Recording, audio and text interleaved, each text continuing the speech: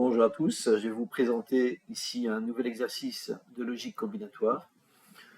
Le titre est ici le vote au directoire. Donc je vous présente un peu l'énoncé. Vous avez ici un directeur qui, qui est appelé par la lettre D et ses trois adjoints qu'on va les appeler ABC.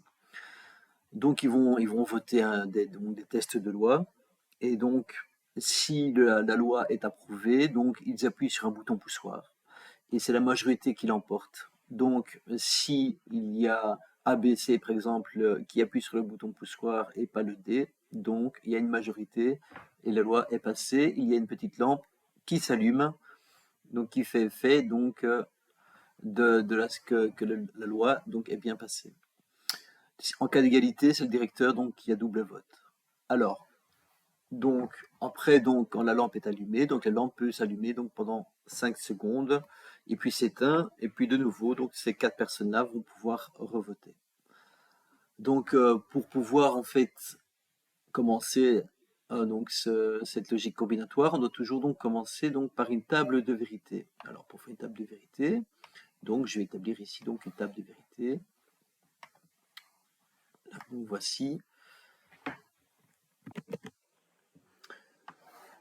Voilà. Donc je crée donc ici une colonne et je vais donc ici donc appeler donc mes trois entrées. Donc les trois entrées, donc c'est bien donc les A, B, C, D. D'accord, donc les trois adjoints plus le directeur. Et en sortie, donc j'ai juste ma lampe L1. Je vais établir une table de vérité. Donc je vais étudier toutes les combinaisons en entrée. Donc mes combinaisons, c'est ceci. Donc soit je pars de 0 et ensuite j'écris en binaire. D'accord, ma suite de combinaisons. Alors pour ne pas oublier donc une des combinaisons, donc j'écris en binaire. Alors comment compter en binaire? Ici donc ça a un poids de 1, donc le bit ici, le poids le plus faible c'est un poids de 1. Ici c'est un poids donc non pas de 1 mais de 2, comme je suis en binaire, donc ici c'est un poids de 4 et ici c'est un poids de 8. Donc ici donc c'est un poids de 8. Donc pourquoi est-ce que je fais comme ceci? Donc si j'écrivais 104 en décimale, vous avez ici un poids de 1, un poids de 10 et un poids de 100 lorsque je suis en décimale. Donc le 1 ici ne veut pas dire 1, mais 100 en fait, quand j'écris 104 par exemple. Donc c'est 100 plus 0 fois 10 plus 1 fois 4, donc ça qui fait bien 104. Mais ici c'est la même chose, seulement au lieu d'avoir des poids donc, de 10, ici j'ai des poids de 1, 2, 4, 8. Au lieu d'avoir 1, 10, 100, 1000. Vous voyez? Donc pour écrire un 1, j'écris un 1 dans la colonne des 1. Pour écrire un 2, j'écris un 1 dans la colonne des 2. Pour écrire un 3, j'écris un 2 et un 1. Pour écrire un 4, j'écris un 1 dans la colonne des 4. Pour écrire un 5, vous m'avez compris, c'est 4 et 1. 6, c'est 4 et 2. 7 a donc, c'est 4, 2 et 1. Et ainsi de suite. Voilà, donc j'ai achevé ma table de vérité. Donc il y a bien 16 possibilités qui va donc du chiffre 0 au chiffre 1, 1, 1, 1 qui correspond bien au chiffre 15. Donc 8 plus 4 plus 2 plus 1 qui vaut bien 15. Donc ici, donc, ma lampe s'allume lorsque j'ai une majorité de candidats donc, qui appuient sur le bouton poussoir. Donc ici, il n'y a aucune des quatre personnes qui appuient sur le bouton poussoir, donc ma lampe elle reste éteinte. Ici, donc ma lampe reste éteinte aussi. Ma lampe reste éteinte parce que je n'ai qu'une personne qui appuie. Ici, j'ai deux personnes qui appuient. Il y a égalité, le directeur en fait partie, donc ma lampe s'allume. Vous voyez? Ici, donc, je n'ai qu'une personne. Ici, j'ai deux personnes, dont le directeur. Ici, j'ai deux personnes, mais le directeur n'est pas pour, donc ma lampe est éteinte. Ici, j'ai trois personnes. Une personne, donc ma lampe est éteinte. Deux personnes, dont le directeur. Deux personnes, mais pas le directeur. Et vous m'avez compris pour le reste. Donc, ce qui me fera donc ceci. Voici donc j'ai fini ma table de vérité. Alors une fois que j'ai fini ma table de vérité, qu'est-ce que je vais devoir faire? Donc je vais devoir réaliser maintenant un tableau de Carnot. Alors voici, donc je vais établir un tableau de Carnot. Donc un tableau de Carnot, donc comme j'ai 4 entrées, donc je vais devoir donc utiliser donc un tableau, d'accord, à 2 exposant 4, donc 16 cases. Donc 2 exposant le nombre d'entrées correspond au nombre de cases dans mon tableau de Carnot. Donc allons-y. j'ai établi donc un tableau donc à 16 cases. Voici mon tableau à 16 cases. Donc ici, quelque chose qu'il faudra réaliser ici, donc dans mon tableau de Carnot, donc qui correspond donc bien donc à la sortie L1. Donc je vais devoir construire un tableau de Carnot. Alors la structure de la construction du tableau de Carnot, elle est définie comme ceci. On ne pourra pas faire autrement. Donc les deux premières lignes correspondent donc à l'entrée A. D'accord. Donc ici j'aurai A bar et A.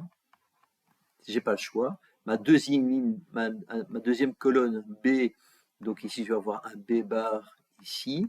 Là je vais avoir B sur les deux prochaines lignes. Et ici je vais avoir donc un B bar comme ceci. Donc la construction, il faut le retenir par cœur. Ça va? Donc le C ici, donc le C, je vais avoir un C bar sur les deux premières colonnes et un C sur les deux suivantes.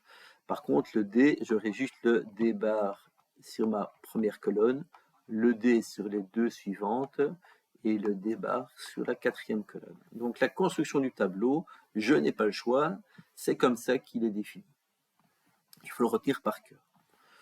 Ensuite, donc, je mets donc en sortie, donc ici, ma sortie L1. Donc ici, dans cette cas-ci, donc j'ai A qui vaut 0, B qui vaut 0, C qui vaut 0, D qui vaut 0. Donc ça correspond bien à ce premier 0 qui est là.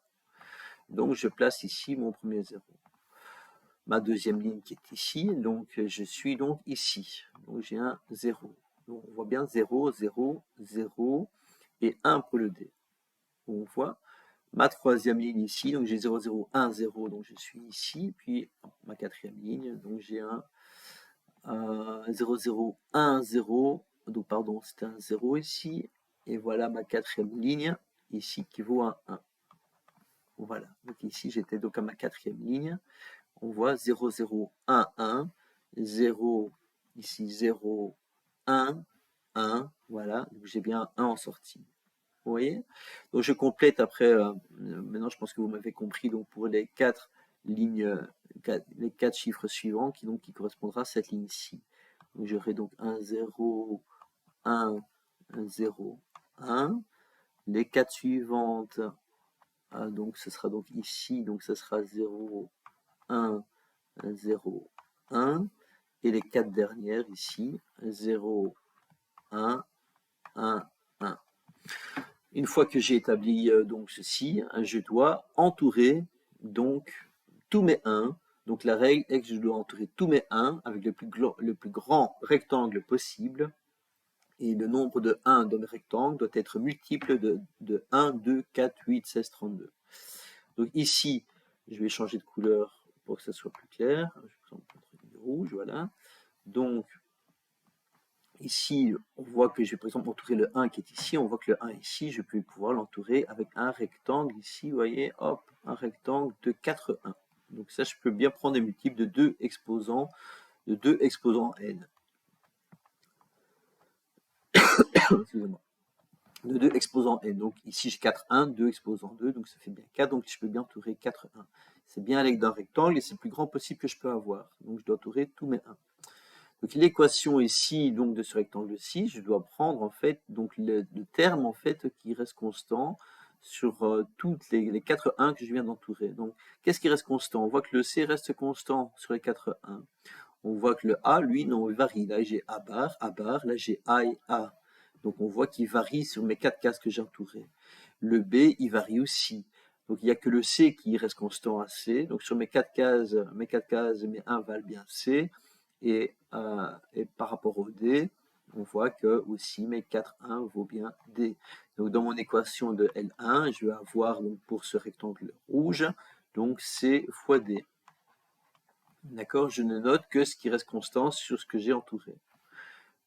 Ensuite, j'entoure le 1 ici. Donc avec le plus grand rectangle possible, on voit que ici, je peux faire un rectangle de 4.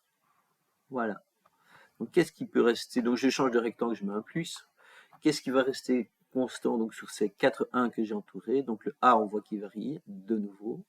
Le C, il varie aussi. Le B, donc sur les 4 cases, eh ben, j'ai un B qui apparaît. Je mets B. Et ensuite, j'ai le D qui reste constant sur les 4 cases. Je mets fois D.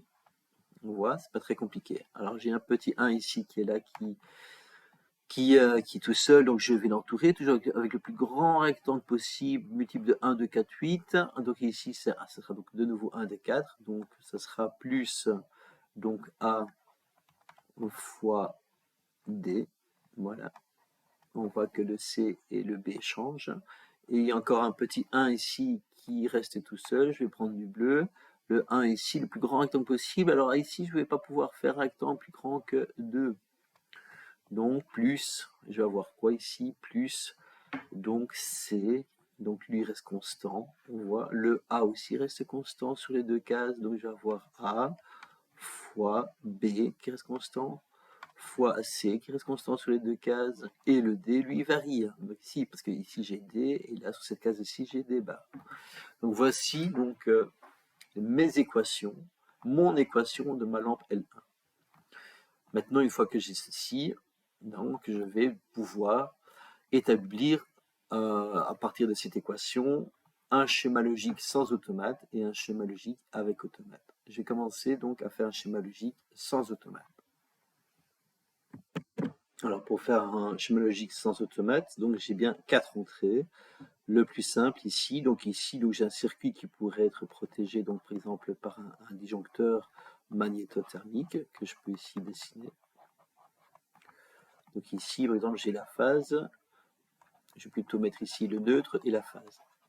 D'accord? Donc ici le neutre par exemple pourrait arriver comme ceci et la phase comme cela. Alors ici donc j'ai 4 boutons poussoirs, donc j'ai un bouton poussoir pour la personne A qui va activer un relais, la bobine d'un relais que je vais appeler par exemple KA. Pourquoi? Parce que ici j'aurai besoin de plusieurs contacts nommés A. Et donc si un bouton poussoir est rarement plus que bipolaire, donc si j'ai besoin de 3, 4, 5 contacts qui s'appellent A, le mieux c'est toujours passer par un relais. D'accord? Donc ici, si je fais la même chose avec le B, donc le B ici va passer donc par un relais que je vais donc appeler KB. Pareil pour le C.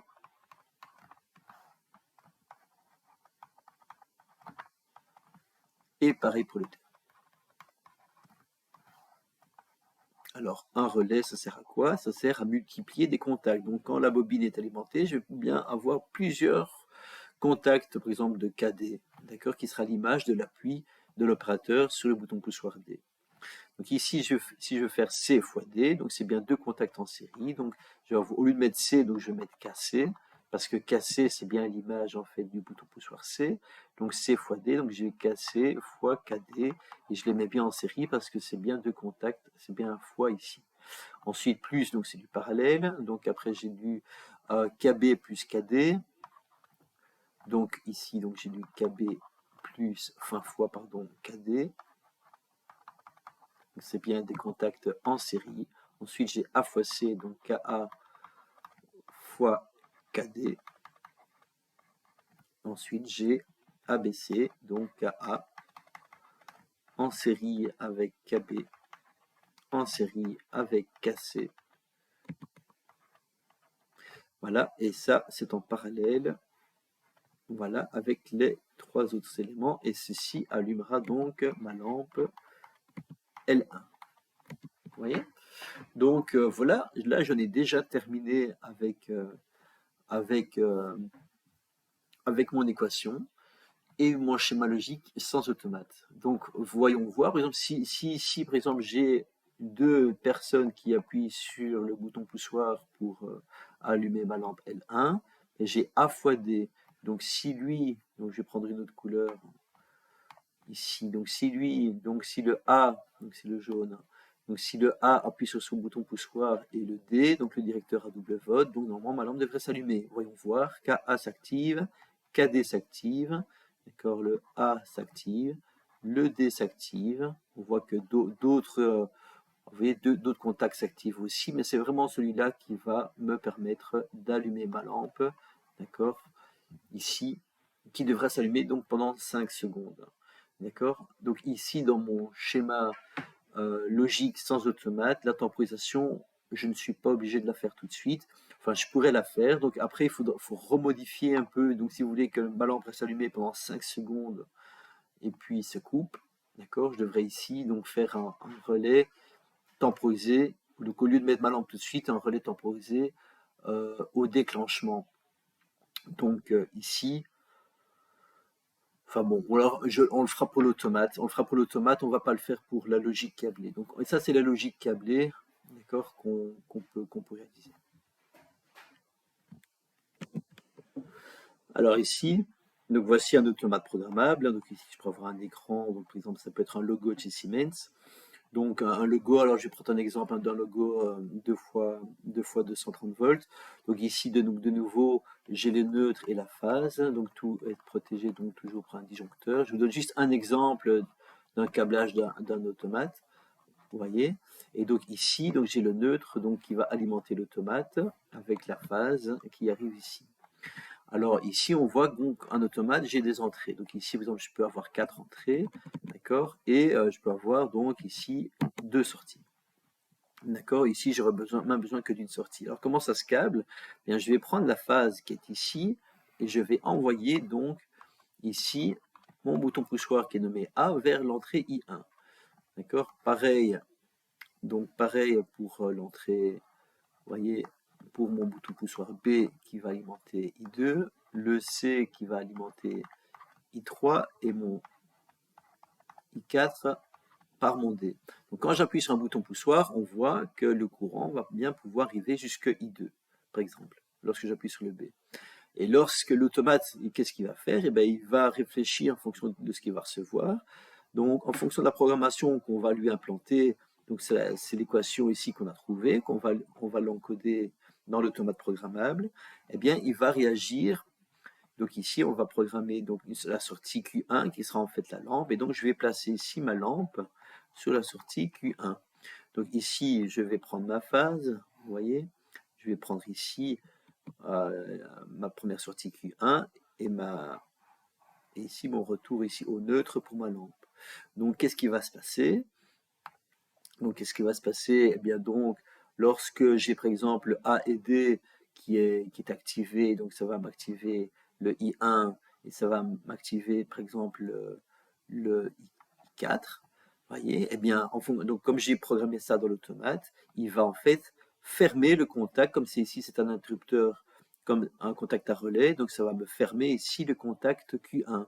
Et lorsque le contact Q1 est fermé, je vais pouvoir, donc ici, voilà, je vais pouvoir, mon courant qui vient d'ici, voyez, il va bien pouvoir, regardez, aller jusque le contact maintenant qui est fermé et allumer ma lampe.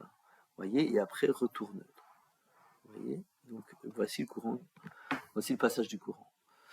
Voici un exemple tout bête d'un câblage d'automate. Et donc maintenant, ce qu'on devra faire maintenant, c'est de programmer l'automate avec l'équation qu'on a trouvée. Donc, réalisons maintenant l'équation, le schéma logique, pardon. Donc on y va. Donc pour faire le schéma logique de cette équation, donc ici donc j'ai une porte E, donc ici donc j'ai 4 entrées, donc qui correspondra donc à I1, I2, I3, I4. Donc le I1, ce sera bien donc l'entrée A, le B, le C pour I3 et le D pour I4. Donc ici, je vais faire C fois D. Donc je vais faire C fois le D. Je vais rentrer dans une porte E. Et ici, en sortie, je vais avoir C fois D. Vous voyez? Ensuite, j'ai B fois D. Donc B fois D qui est ici. Vous voyez? Donc ici, je vais avoir B fois D. Pour ne pas vous tromper, c'est toujours bien de mettre en solution là, de sortie donc l'équation de la porte logique. Ensuite, donc j'ai A fois D, donc le A qui est ici avec le D qui est ici. Là, j'ai A fois D. Et je termine par A fois B fois C. Voilà, donc ici, je vais mettre ici, par exemple. Vous voyez, donc j'ai une porte logique avec donc le A. Ici, je vais devoir avoir le B. Ici. Et le C qui est ici. Voilà. Et je vais sortir A fois B fois C. Donc, et tout cela, je vais devoir les ramener dans une porte logique où, vous Et hop, voilà, et j'en ai encore oublié un qui est ici, voilà, que je vais ramener ici, hop, voilà. Donc j'ai bien 4 entrées, une porte logique OU, et là ici, j'aurai en fait ma sortie Q1. Maintenant, si je veux mettre une temporisation, je vais pouvoir mettre une fonction spéciale, d'accord, ou lorsque je désactive ici une fonction spéciale qui va rester encore pendant 5 secondes activée, et donc là, je vais envoyer ça sur Q1. Donc cette fonction spéciale-là, je vais vous l'expliquer dans le logiciel Logo Soft Confort ici. Donc ça, c'est le logiciel qu'on programme, vous voyez, pour envoyer ça à l'automate. Donc ici, donc j'ai bien mes 4 entrées, I1, I2, I3, I4. Donc j'ai bien ma sortie Q1 et j'ai bien ici ma temporisation. On regarde le chronogramme. Dès que je perds le 1, il reste activé pendant 5 secondes. Donc voyons voir. Donc si le directeur, en fait, vous voyez, si le directeur met son vote, appuie sur le bouton poussoir, vous voyez qu'il arrive sur les 3 portes et qu'il y a un de ses adjoints qui est d'accord du projet de loi. Vous voyez, j'ai bien ici la sortie de ma porte OU qui va activer donc ma temporisation et mon Q1. Et dès que je désactive, d'accord, les entrées, il va rester pendant 5 secondes actif, et puis il va se couper. Voilà, donc ça, c'est une fonction spéciale, donc la temporisation. C'est pas très important si vous n'avez pas tout à fait compris ça, mais en tout cas, le reste, ça doit être compris. Donc la structure, en fait, du schéma logique. Voilà, mais je pense avoir fait le tour. Je vous remercie beaucoup pour votre attention. Bonne journée à vous.